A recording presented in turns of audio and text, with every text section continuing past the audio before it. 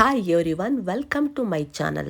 Shopping ಮಾಡಿರೋದನ್ನೆಲ್ಲ ನಿಮಗೆ ತೋರಿಸಿದ ನಂತರ ಒಂದೊಂದು ಗ್ಲಾಸು ಟೀನ ಮಾಡಿಕೊಂಡು ಕುಡಿದು ನಾನು ಮೈಸೂರಿಗೆ ಹೋಗೋಕ್ಕಿಂತ ಮುಂಚೆನೇ ರೈಸ್ನ ನೆನೆಸಿದ್ದೆ ದೋಸೆ ಮಾಡೋದಕ್ಕೆ ಬೆಳಿಗ್ಗೆಗೆ ಅಂತ. ಅದನ್ನೆಲ್ಲ ರುಬ್ಬಿ ಅಡುಗೆ ಮನೆಯನ್ನೆಲ್ಲ ಕ್ಲೀನ್ ಮಾಡಿ ಇದ್ದಂಥ ಸ್ವಲ್ಪ ಪಾತ್ರೆಗಳನ್ನೆಲ್ಲ ಕ್ಲೀನ್ ಮಾಡಿಕೊಂಡು ಮನೆಯನ್ನೆಲ್ಲ ಫುಲ್ಲು ಕ್ಲೀನ್ ಮಾಡಿ ಹೋಗಿದ್ದೆ ಫ್ರೆಂಡ್ಸ್. ಸೋಫಾ ಬೆಡ್ ಸ್ಪ್ರೆಡ್ ಎಲ್ಲ ತೆಗೆದು ಎಲ್ಲ ಹೋಗಿದ್ದೆ. ಇವತ್ತು ಸಂಜೆ ಮಾಪ್ ಒಂದು ಮಾಡ್ಕೊಳ್ಳೋದಿತ್ತಷ್ಟೇ.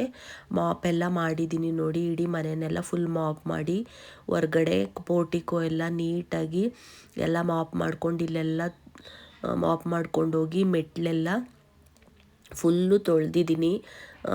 ಬೆಳಿಗ್ಗೆ ಎದ್ದರೆ ಇನ್ನೂ ಟೈಮ್ ಆಗಲ್ಲ ಅಂತ ಎಲ್ಲನೂ ನೈಟೇ ನಾನು ಆಲ್ಮೋಸ್ಟ್ ಮಾಡ್ಕೊಳ್ಳೋಕ್ಕೆ ಟ್ರೈ ಮಾಡ್ತೀನಿ. ಏನಾದರೂ ಹಬ್ಬ ಹರಿದಿನಗಳ ಟೈಮಲ್ಲಿ ನೋಡಿ ಮೆಟ್ಲಿಗೆಲ್ಲ ನೀರನ್ನ ಹಾಕಿದ್ದೀನಿ. ಪೂರ್ತಿ ಮನೆಯಂತೂ ಎಲ್ಲ ಕ್ಲೀನ್ ಆಯಿತು. ನಾವು ಬಂದಿದ್ದೇ ಲೇಟಾಗಿರೋದ್ರಿಂದ ಎಲ್ಲ ಶಾಪಿಂಗ್ ಅದನ್ನೆಲ್ಲ ತೆಗೆದು ವಿಡಿಯೋ ಮಾಡಿ ಅದನ್ನೆಲ್ಲ ಎತ್ತಿಟ್ಟು ನಂತರ ಟೀ ಎಲ್ಲ ಮಾಡ್ಕೊಂಡು ಕುಡಿದು ನಾವು ಮನೆಯೆಲ್ಲ ಕ್ಲೀನ್ ಮಾಡಿಕೊಂಡು ಹತ್ತತ್ರ ನಾನು ಮಲಗಲೇ ಇಲ್ಲ ಅಂದ್ಕೊಳ್ಳಿ. ಈ ಕೆಮ್ಮು ನನಗೆ ನಿದ್ರೆನೂ ಕೊಡಲ್ಲ ನೋಡಿ. ಒಬ್ಬರು ಎದ್ದಿಲ್ಲ. ಇಡೀ ಏರಿಯಾ ಫುಲ್ ಎಲ್ಲ ಮಲ್ಕೊಂಡಿದ್ದಾರೆ. ನಮ್ಮ ಮನೆ ಮಾತ್ರ ಲೈಟ್ ಉರಿತಾ ಇದೆ ಅಂದ್ಕೊಳ್ಳಿ. ಎಲ್ಲ ಕ್ಲೀನ್ ಮಾಡಿಕೊಂಡು ನನ್ನ ಹಸ್ಬೆಂಡ್ ಸ್ವಲ್ಪ ಹೆಲ್ಪ್ ಮಾಡಿಕೊಟ್ರು ಹೊರ್ಗಡೆ ಎಲ್ಲ ಕ್ಲೀನ್ ಮಾಡೋಕ್ಕೆ. ನೋಡಿ ಎಲ್ಲ ನೀಟಾಯಿತು. ಓವರಾಲ್ ಆಗಿ ಬೆಳಿಗ್ಗೆ ಎದ್ದು ಬರೀ ಸ್ವಲ್ಪ ಅಲಂಕಾರ ಮಾಡ್ಕೊಳ್ಳೋದು, ಹೂವಿನ ಅಲಂಕಾರ ಅಷ್ಟೇ. ಈಗ ನಾನು ಲೈಟೆಲ್ಲ ಆಫ್ ಮಾಡಿ ನಾನು ಮನೆ ಒಳಗಡೆ ಬಂದಿದ್ದೀನಿ ನೋಡಿ. 11:30 ಆಗಿದೆ. ಮತ್ತು ಇನ್ನೂ ಸ್ವಲ್ಪ ಅದು ಇದು ಕೆಲಸ ಎತ್ತಿಡೋದಿತ್ತು, ಅದನ್ನೆಲ್ಲ ಮುಗಿಸಿ 12:10 ಆಗಿದೆ. 12:10 ಆದ್ರೂ ನನಗಂತೂ ನಿದ್ರೆ ಬರಲ್ಲ ಫ್ರೆಂಡ್ಸ್. ಯಾಕಂದರೆ ಈ ಕೆಮ್ಮು ನಿದ್ರೆನೇ ಕೊಟ್ಟಿಲ್ಲ.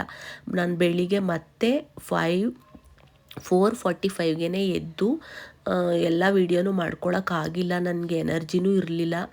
ಆಲ್ಮೋಸ್ಟ್ ಎಲ್ಲ ಕೆಲಸ ಮುಗ್ದಿದೆ. ದೇವ್ರ ಪೂಜೆಗೆಲ್ಲ ರೆಡಿ ಮಾಡ್ಕೊಂಡಿದ್ದೀನಿ. ಇದು ನನ್ನ ಮಗನ ಬರ್ತ್ಡೇ ಇರೋದ್ರಿಂದ ಪೂಜೆ ಮಾಡಿಸೋದಕ್ಕೆ ತೋಪಮ್ಮ ತಾಯಿಗೆ ಅವನ ಹೆಸರಲ್ಲಿ ಹಣ್ಣು ಹೂವು ಕಾಯಿ ಹಾರ ಎಲ್ಲ ಇಟ್ಕೊಂಡು ರೆಡಿ ಮಾಡಿ ಇಟ್ಕೊಂಡ್ಬಿಟ್ರೆ ನೋಡಿ. ನಾನು ಈ ಥರ ಸೀರೆ ಹಾಕ್ಕೊಂಡು ರೆಡಿಯಾಗಿದ್ದೀನಿ. ಇದು ನನ್ನ ಸೀಮಂತದಲ್ಲಿ ನಾನು ತಗೊಂಡಂಥ ಸೀರೆ. ಇದು ನಾನು 3ನೇ ಸಲ ಹಾಕ್ತಾ ಇರೋದು. ಸೀಮಂತ ಆದಮೇಲೆ ಒಂದು ಸಾರಿ ಯಾವಾಗಲೂ ಒಂದು ಸಲ ಒಂದು ಹಾಫ್ ಆನ್ ಅವರ್ ಹಾಕಿ ತೆಗೆದಿಟ್ಟಿದ್ದು ಫ್ರೆಂಡ್ಸ್. ಇವತ್ತು ಹಾಕ್ಕೊಳ್ಳೇಬೇಕು ಅಂತ ಹಾಕ್ಕೊಂಡಿದ್ದೀನಿ ನೋಡಿ.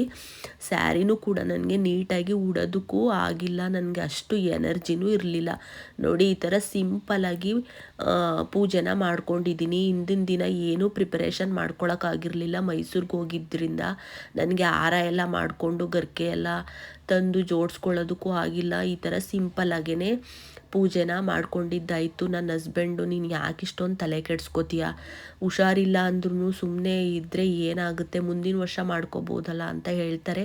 ಬಟ್ ನನಗಂತೂ ಈ ಹಬ್ಬ ಹರಿದಿನಗಳು ಈ ಟೈಮಲ್ಲಿ, ಅದರಲ್ಲೂ ನನ್ನ ಮಗನ ಬರ್ತಡೇ ಇರೋದ್ರಿಂದ ಅಂತೂ ಕೇಳಲೇಬೇಕಾ. ನನಗೆ ಎಷ್ಟೇ ಟಯರ್ಡ್ ಆದ್ರೂ ನಾನು ಮಾಡೇ ಮಾಡ್ತೀನಿ ನೋಡಿ. ಪೂಜೆ ಮಾಡೋದಕ್ಕೂ ನನ್ನ ಹಸ್ಬೆಂಡ್ಗೆ ಎಲ್ಲ ರೆಡಿ ಮಾಡಿ ಇಟ್ಕೊಂಡಿದ್ದೀನಿ.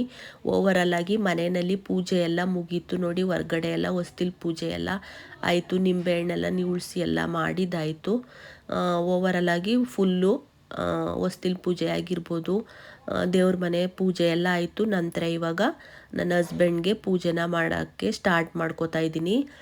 ನನ್ನ ಹಸ್ಬೆಂಡ್ ಅಂತೂ ಪಾಪ ಅವರು ಈ ಥರ ಅವ್ರ ಪಾದ ಎಲ್ಲ ಮುಟ್ಟಿಸ್ಕೊಳ್ಳೋಕ್ಕೆ ನನ್ನ ಕೈಲಿ ಇಷ್ಟನೇ ಪಡಲ್ಲ. ಬೇಡ ಬಿಡಿ, ಇವಾಗ ಸ್ನಾನ ಮಾಡ್ಕೊಂಬಂದಿದ್ದೀನಿ, ತೊಳಿಬೇಡ, ಏನಕ್ಕೆ ನೀನು ಇಷ್ಟು ರಿಸ್ಕ್ ತಗೋತೀಯಾ ಅಂತಾರೆ. ಬಟ್ ಅದೊಂದು ಶಾಸ್ತ್ರ ಅಂತ ಇರುತ್ತೆ ಅಲ್ವ, ತೊಳಿಲೇಬೇಕಲ್ವ. ನಾನು ಸುಮ್ಮನೆ ಇರ್ರಿ ತೊಳಿತೀನಿ ಅಂತ ತೊಳಿತಾ ಇದ್ದೀನಿ. ನನ್ನ ಮಗ ಬೇರೆ ವಿಡಿಯೋ ಮಾಡಿಕೊಂಡು ಮಧ್ಯ ಏನೇನೋ ಕೌಂಟ್ರು ಕೊಟ್ಕೊಂಡು ಅಂದರೆ ಕಾಮಿಡಿ ಮಾಡಿಕೊಂಡು ಮಾತಾಡ್ತಾ ಇದ್ದಾನೆ. ಅದರಿಂದ ನನ್ನ ಹಸ್ಬೆಂಡು ಕೂಡ ನಗ್ತಾ ಇದ್ದಾರೆ. ಬೆಳಿಗ್ಗೆ ಎದ್ದಾಗಿಂದ ನನಗಂತೂ ಎನರ್ಜಿನೇ ಇಲ್ಲ ಫ್ರೆಂಡ್ಸ್. ಇಡೀ ರಾತ್ರಿ ಕೆಮ್ಮಿದ್ದೇ ಆಯಿತು. ಕೆಮ್ಮಿ ನನ್ನ ಬಾಡಿನಲ್ಲಿ ಏನಾಗ್ಬಿಟ್ಟಿದೆ ಅಂದರೆ ನರಗಳೆಲ್ಲ ವೀಕ್ ಆಗಿಬಿಟ್ಟಿದೆ ಅಂತಲೇ ಅಂದ್ಕೊಳ್ಳಿ. ನನ್ನ ವಾಯ್ಸ್ ನೋಡಿದ್ರೇ ನಿಮಗೆ ಗೊತ್ತಾಗ್ತಾ ಇರ್ಬೋದು. ಒಳಗಡೆ ಈ ಗಂಟ್ಲ ಹತ್ರ ಒಂದು ಮೂಳೆ ಥರ ಇರುತ್ತೆ ನೋಡಿ, ಅದರಲ್ಲಿ ಶಕ್ತಿನೇ ಇಲ್ಲ ನನಗೆ. ಅದೆಲ್ಲ ಶಿವರಿಂಗ್ ಆಗುತ್ತೆ, ಗಡ ಅಂತ ನಡ್ಗೋ ಥರ ಆಗುತ್ತೆ. ಅಷ್ಟು ಕೆಮ್ಮು. ಇಡೀ ರಾತ್ರಿ ಮಲಗಿಲ್ಲ ನಾನು. ಬರೀ ಮಲಗಿದ್ದೆ ಎದ್ದೆ ಇಷ್ಟೊತ್ತಿಗೆ ಅಂತ ತೋರಿಸಿರೋದು ಅಷ್ಟೇ ಬಿಟ್ಟರೆ ಒಂದು ಹಾಫ್ ಆನ್ ಅವರು ನಾನು ನಿದ್ದೆಗೆ ಹೋಗಿಲ್ಲ ಅಂದ್ಕೊಳ್ಳಿ. ನಿದ್ದೆಗೆ ಹೋಗೋಕ್ಕೆ ಈ ಕೆಮ್ಮು ನನ್ನನ್ನು ಬಿಟ್ಟೇ ಇಲ್ಲ. ಮಲಗಿದ್ರೆ ಸಾಕು, ಸೈಡಲ್ಲಿ ಮಲಗಲಿ, ಮತ್ತು ಮೇಲ್ಗಡೆ ಮುಖ ಮಾಡಿ ಮಲಗಲಿ, ಕೆಳಗಡೆ ಮುಖ ಮಾಡಿ ಮಲಗಲಿ, ಕೆಮ್ಮೇ ಕೆಮ್ಮು. ಏನು ಕೆಮ್ಮು ಇದು ಅಂತಲೇ ನನಗೆ ಅರ್ಥ ಆಗ್ತಾಯಿಲ್ಲ. ಓವರಾಲ್ ಆಗಿ ನಮ್ಮ ಹಸ್ಬೆಂಡು, ನೀನು ಅಷ್ಟೊಂದು ಸುಸ್ತಾಗಿದ್ರು ಇಷ್ಟೆಲ್ಲ ಯಾಕೆ ಹಿಂಗೆ ರಿಸ್ಕ್ ತಗೋತೀಯ ಅಂತ ಬೈತಾಯಿದ್ರು. ಆದ್ರೂ ಎಲ್ಲ ಮಾಡಿದ್ದೀನಿ, ಇನ್ನೇನು ಯಾವಾಗಿದ್ರೂ ಹುಷಾರು ತಪ್ಪಿರೋದು ಇದ್ದಿದ್ದೇನೆ. ಅಂದರೆ ಇದು ಮತ್ತೆ ಈ ಬರೋ ವರ್ಷದ ತನಕ ಇನ್ನು ಬರುತ್ತಾ, ನನ್ನ ಮಗನ ಬರ್ತಡೇ ಆಗಿರ್ಬೋದು, ಭೀಮನ ಅಮಾವಾಸ್ಯೆ ಆಗಿರ್ಬೋದು, ವರ್ಷಕ್ಕೊಂದೇ ಸಲ ಅಲ್ವಾ ಬರೋದು ಅಂತ ಹೇಳಿ ನಾನು ಸಿಂಪಲಾಗೇ ಪೂಜೆ ಎಲ್ಲ ಮಾಡಿ ಮುಗಿಸ್ತಾ ಇದ್ದೀನಿ. ನೋಡಿ ನನ್ನ ಹಸ್ಬೆಂಡ್ ನನಗೆ ಕುಂಕುಮ ಎಲ್ಲ ಹಾಕಿ ಅರಿಶಿನ ಕುಂಕುಮ ಎಲ್ಲ ಹಚ್ಚಿ ಮಾಡ್ತಾಯಿದ್ದಾರೆ. ನಾನು ಪಾದ ಪೂಜೆ ಎಲ್ಲ ಮುಗೀತು. ಇವಾಗ ಇದನ್ನು ಕಟ್ಟಿಸ್ಕೋತಾ ಇದ್ದೀವಿ ಕಂಕಣನ. ನನಗಂತೂ ನನ್ನ ವಾಯ್ಸಲ್ಲಂತೂ ಎನರ್ಜಿನೇ ಇಲ್ಲ. ಬಟ್ ವಿಡಿಯೋ ಅಪ್ಲೋಡ್ ಮಾಡಲೇಬೇಕಲ್ಲ, ಇನ್ನು ಎಷ್ಟು ದಿನ ಅಂತ ಹಾಗೆ ಇರೋದು ಅಂತ. ಆದಷ್ಟು ನನಗೆ ಸ್ವಲ್ಪ ರಿಲ್ಯಾಕ್ಸ್ ಆದಂಗೆ ಸ್ವಲ್ಪ ವೀಡಿಯೋಸ್ನೇ ನಾನು ಎಡಿಟಿಂಗ್ ಮಾಡಿಕೊಂಡು ಡೈಲಿ ಅಪ್ಲೋಡ್ ಮಾಡ್ತಾ ಹೋಗ್ತೀನಿ. ಬಟ್ ಒಂದು ದಿನ ಲೇಟಾಗಿ ಬರುತ್ತೆ ಫ್ರೆಂಡ್ಸ್, ಅಷ್ಟೇ. ಅಂದರೆ ಸಾಟರ್ಡೆ ವಿಡಿಯೋ ಸಂಡೇ ಬರುತ್ತೆ, ಸಂಡೇ ವಿಡಿಯೋ ಮಂಡೇ ಬರುತ್ತೆ, ಆ ಥರ ಬರ್ತಾ ಹೋಗುತ್ತೆ. ಆವತ್ತಿನ ವಿಡಿಯೋ ಆವತ್ತೇ ಬರಲ್ಲ, ಯಾಕಂದರೆ ಸ್ವಲ್ಪ ವೀಡಿಯೋಸು ಹಿಂದಿನ ದಿನದ್ದೆಲ್ಲ ಗ್ಯಾಪ್ ಇರೋದ್ರಿಂದ ಅದನ್ನು ಕವರ್ ಮಾಡ್ಕೋತಾ ನಾನು ಫುಲ್ಲು ಆಗ್ತಾ ಹೋಗ್ತೀನಿ. ಎಕ್ಸ್ಪ್ಲೇನ್ ಮಾಡ್ತೀನಿ, ನಿಮಗೆ ಗೊತ್ತಾಗುತ್ತೆ ಯಾವಾಗದ ವಿಡಿಯೋ ಅಂತ. ನಂತರ ಎಲ್ಲ ಪೂಜೆ ಆದ ನಂತರ ಮಹಾಲಕ್ಷ್ಮಿ ಸ್ವೀಟ್ಸಿಂದ ತಂದಿದ್ವಲ್ಲ, ಆ ಸ್ವೀಟ್ಸ್ನ ನನ್ನ ಹಸ್ಬೆಂಡ್ಗೆ ತಿನ್ನಿಸಿ ಹಾಗೆ ಸ್ವಲ್ಪ ರೀಲ್ಸಿಗೆ ಒಂದು ವಿಡಿಯೋ ಮಾಡ್ಕೋಬೇಕಿತ್ತು. ನೋಡಿ ಅದಕ್ಕೆ ವಿಡಿಯೋ ಮಾಡ್ಕೊಂಡಿರೋದನ್ನು ಕೂಡ ಇಲ್ಲೇ ನಾನು ಎಲ್ಲನೂ ಆ್ಯಡ್ ಮಾಡಿದ್ದೀನಿ. ನೋಡ್ತಾ ಹೋಗಿ. ಓವರಾಲ್ ಆಗಿ ತುಂಬಾ ಚೆನ್ನಾಗಾಯಿತು. ನನ್ನ ಹೆಲ್ತ್ ಪ್ರಾಬ್ಲಮ್ ಮಧ್ಯೆನೂ ತುಂಬ ಚೆನ್ನಾಗಾಯಿತು ಅಂತಲೇ ಹೇಳ್ಬೋದು.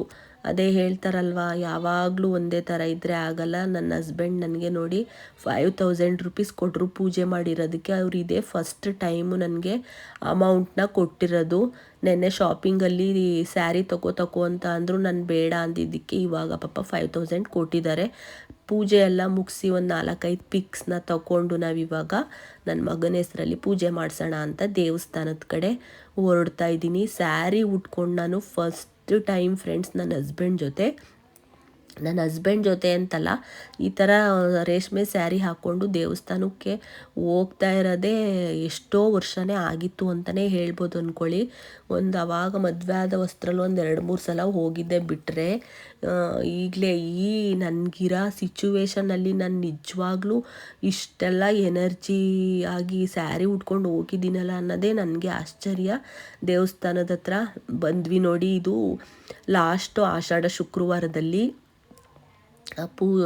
ಅಲಂಕಾರನ ಮಾಡಿದ್ದು ನಮ್ಮ ತೋಪಮ್ಮ ತಾಯಿಗೆ. ಅದೇನೇ ತುಂಬ ಚೆನ್ನಾಗಿತ್ತು. ಅಷ್ಟೇನು ಕ್ರೌಡ್ ಇರಲಿಲ್ಲ ಇವತ್ತು. ನಾವು ಬೇಗನೆ 9:30 ಅಷ್ಟರೊಳಗಡೆ 11 o'clock ಆದಮೇಲೆ ತುಂಬ ಜನ ರಶ್ ಆಗಿಬಿಡ್ತಾರೆ. ನಮ್ಮದು ಮನೆಯಲ್ಲಿ ಎಲ್ಲ ಪೂಜೆ ಮುಗಿಸೋಷ್ಟರೊಳಗಡೆ ನಂದು 9:30 ಆಗಿತ್ತು. ನಮ್ಮ ಮನೆಗೆ ನಿಯರೇ ಇರೋದ್ರಿಂದ ನಾವು ಬೇಗನೆ ಬಂದ್ವಿ 9:30ಗೆ. ಇವಾಗ ನಾನು ದೇವಸ್ಥಾನ ಎಂಟ್ರಾಗಿದ್ದೀನಿ ನೋಡಿ, ಹೊರಡ್ತಾ ಇದ್ದೀವಿ. ನೋಡ್ತಾ ಇರ್ಬೋದು ನೀವು, ಅಷ್ಟೇನು ಕ್ರೌಡ್ ಇಲ್ಲ. ಇವತ್ತೇನು ಜಾಸ್ತಿ ನಿಂಬೆಹಣ್ಣಿನ ದೀಪ ಆ ಥರ ಯಾರೂ ಜಾಸ್ತಿ ಹಚ್ತಾನೂ ಇರಲಿಲ್ಲ. ಯಾಕಂದರೆ ಇವತ್ತು ಭೀಮನ ಅಮಾವಾಸ್ಯೆ ಆಗಿರೋದ್ರಿಂದ ಎಲ್ಲರೂ ಮನೆಯಲ್ಲಿ ಪೂಜೆ, ಗಂಡನಿಗೆ ಪೂಜೆ ಅದರಲ್ಲೇ ಬ್ಯುಸಿಯಾಗಿರ್ತಾರೆ. ಸ್ವಲ್ಪ ಲೇಟಾಗೆ ಬರ್ತಾರೆ ಅನಿಸುತ್ತೆ. ನೋಡಿ, ನಮ್ಮದು ಹಣ್ಣು ಕಾಯಿ ಎಲ್ಲ ತಂದಿದ್ದಂಥದ್ದನ್ನೆಲ್ಲ ಕೊಡ್ತಾಯಿದ್ದೀವಿ ಪುರೋಹಿತರಿಗೆ. ತೋಪಮ್ಮ ತಾಯಿಗೂ ಅಷ್ಟೇ ಸ್ವಲ್ಪ ಸಿಂಪಲ್ಲಾಗೇ ಅಲಂಕಾರನ ಮಾಡಿದರು. ಇವತ್ತೇನು ತುಂಬ ಗ್ರ್ಯಾಂಡಾಗಿರಲಿಲ್ಲ, ಬಟ್ಟು ತಾಯಿ ತುಂಬ ಚೆನ್ನಾಗಿ ಕಾಣಿಸ್ತಾಯಿದ್ರು. ನಮ್ಮ ಹಸ್ಬೆಂಡು ಕಾಯೆಲ್ಲ ಹೊಡ್ಕೊಂಬಂದು ಕೊಟ್ಟರು.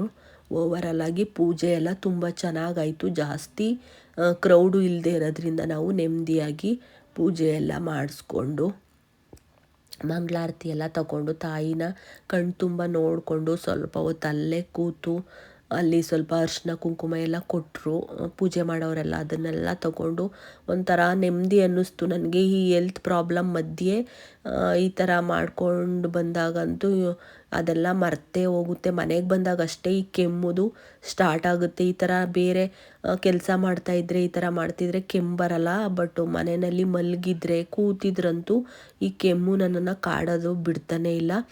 ಓವರಲ್ಲಾಗಿ ಅಲ್ಲಿ ಎಲ್ಲ ಮುಗಿಸಿ ನಾನು ಇಲ್ಲಿ ಅಲ್ಲೇ ಒಳಗಡೆ ಇರೋಂಥ ವಿಗ್ರಹಗಳಿಗೆಲ್ಲ ನಾನು ಪೂಜೆನ ಹಂಗೇ ಕೈ ಮುಕ್ಕೋತಾ ಇದ್ದೀನಿ. ಇಲ್ಲೂ ಅಷ್ಟೇ ಜಾಸ್ತಿ ಕ್ರೌಡ್ ಇರಲಿಲ್ಲ, ತುಂಬ ಚೆನ್ನಾಗಾಯಿತು.